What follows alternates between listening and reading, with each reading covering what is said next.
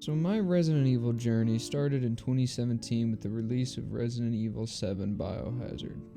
The story of Ethan Winters caught my attention so much that I ended up buying the game blindly without any prior knowledge of the Resident Evil series. At the time of buying the game, I initially thought, hey, this is a scary game. It could be kind of fun, cool for YouTube. And if you guys didn't know, Resident Evil was actually my very first ever video of my YouTube channel. And to be honest, little did I know 2 years later that feeling of it's just a scary game would completely change for me. And you may be wondering where this comes into play with me saying that Resident Evil 4 is my favorite game, but I think it's appropriate to say where I started in the series if I'm going to give Resident Evil 4 the #1 spot in my favorite games. And that's not an easy spot to obtain. I've played quite a few games in my time of, playing video games on different consoles, and there's been a lot of games that I really enjoy, and this is kind of a huge step for a game to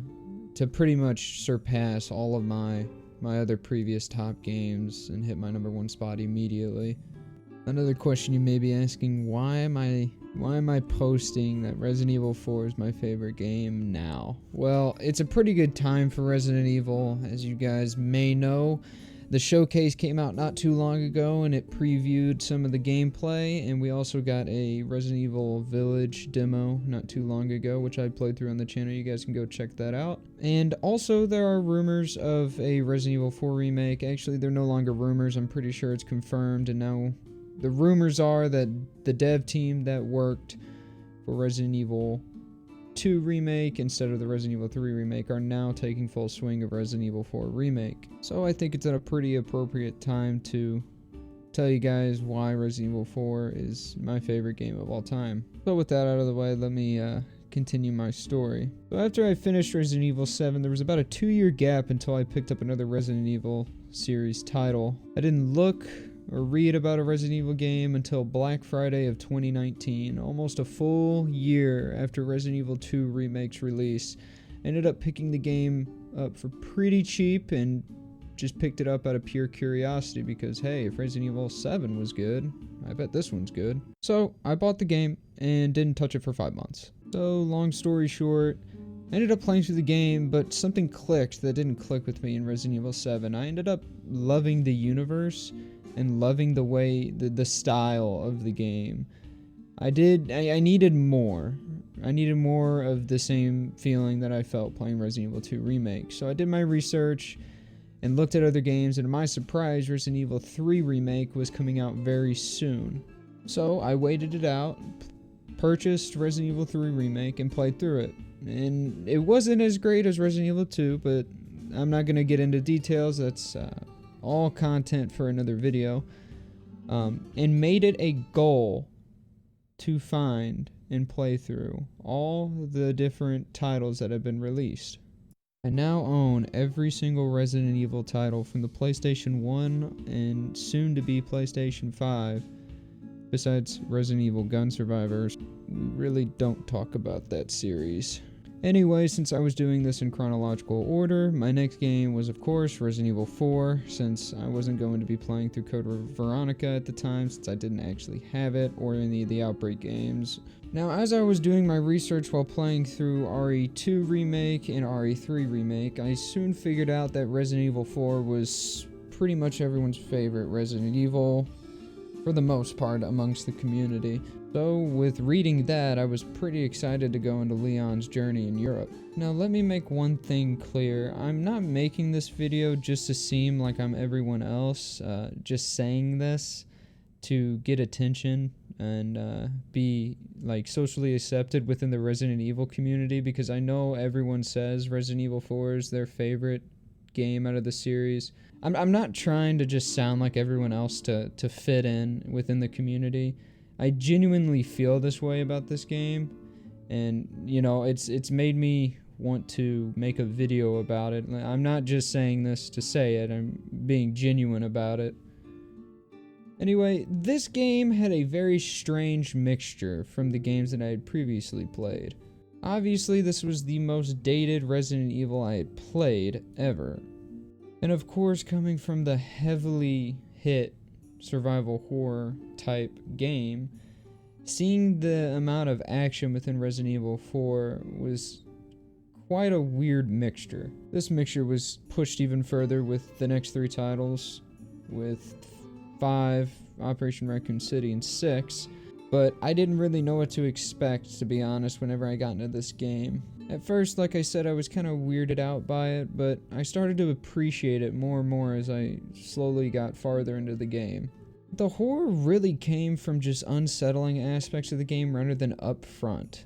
If that makes any sense, I feel like survival horror can have a very upfront, scary vibe without being like a jump scare, but it's just there. With Resident Evil 4, it was almost just an eerie, unsettling or aroma within the environment. The environment within Resident Evil 4 has a pretty distinct feeling of dread within its rustic atmosphere. Little aspects of the game that pop out throughout the actual gameplay, they strike me in ways I can't really explain when it comes to survival horror. It's very hard to explain, but for some reason I'm still feeling the way I felt whenever I played RE2 and RE3 Remake, which were very visually terrifying, but obviously Resident Evil 4 being a little bit dated, it still delivered that horror feel, just in a different way.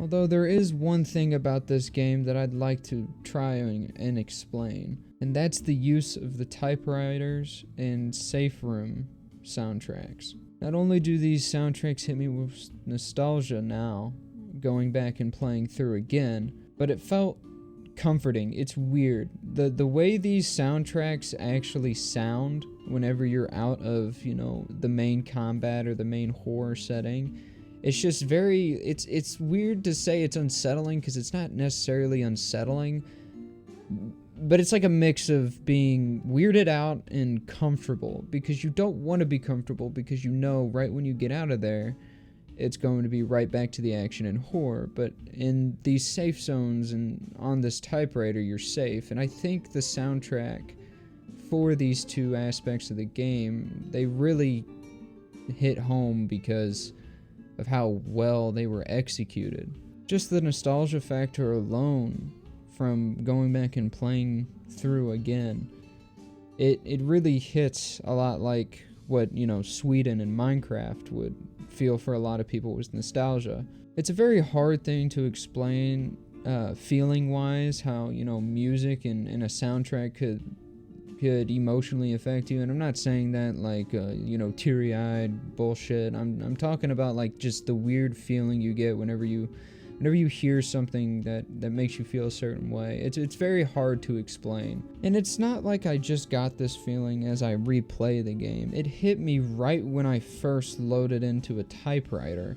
That song just felt really comforting, but at the same time, there was something unsettling about it. And having those two mixtures is something very, very hard to wrap your head around.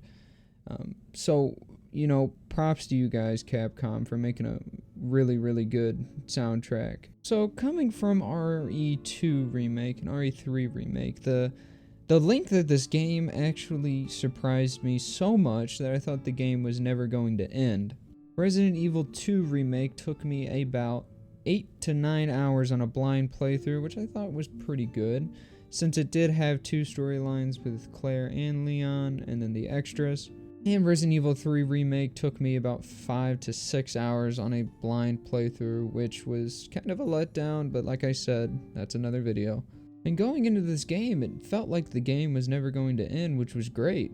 Boss after boss, it just kept going, and I really truly never saw a distinct end. And that's what I wanted going into Resident Evil 4, was more story and more plot and more gameplay, and that's what I ended up getting. With 5 chapters in the game and 4 to 5 sub-chapters in each major chapter, it was a satisfying feeling having a bunch of content within a game that was relatively dated. So all in all, after the nights of playing, it took me around 16 hours to complete Resident Evil 4 on a blind playthrough. And the amount of puzzles, bosses, guns, and secrets never made the gameplay feel uneventful, and that was something I really appreciated within the game. I didn't want to be bored, And this game did the complete opposite of making me bored. It made me want more. And surprisingly, it had a lot of things that most games can't offer, with something new within every chapter. A twist in the plot or a new enemy type. It was really refreshing.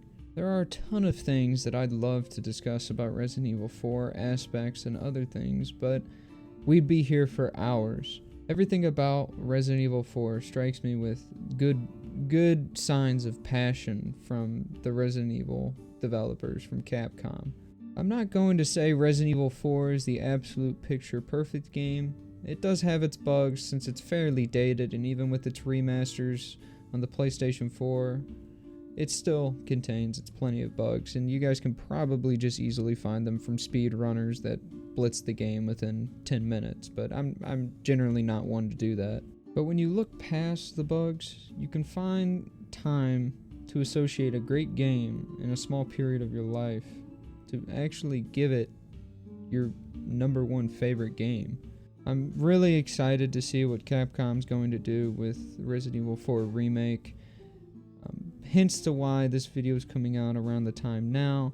There's a lot of hype surrounding around the Resident Evil 4 Remake and when it's going to come out and how it's going to be developed, and hearing that it's going to be developed by the Resident Evil 2 Remake team, it's a good sign. It's very good, and the fact that it has a pretty lengthy release date it leads me to believe that they're taking their time to work on this game, which they're showing.